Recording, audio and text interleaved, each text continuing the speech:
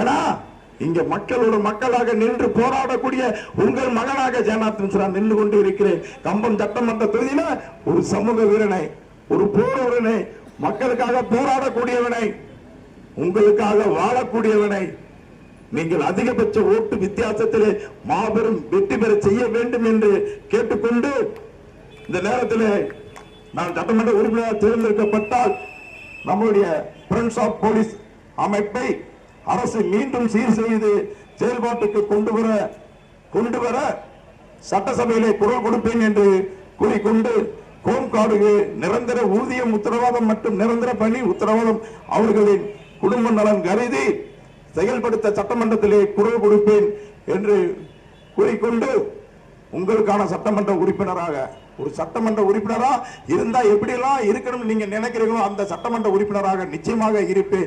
நான் சட்டமன்ற உறுப்பினரானால் நீங்கள் ஒவ்வொருவரும் சட்டமன்ற உறுப்பினரான மாதிரி, நீங்க ஒவ்வொருவரும் சட்டமன்ற உறுப்பினரான மாதிரி நீங்க என்ன சொல்லலாம்.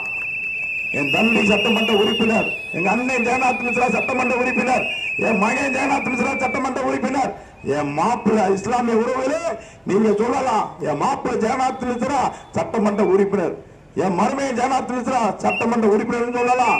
என்னை பார்த்தன இஸ்லாமிய உறவுகளே வா மாப்பிள்ளை கட்டி தழுவுறீங்களே அதை உங்க வாக்குல காட்டணும்.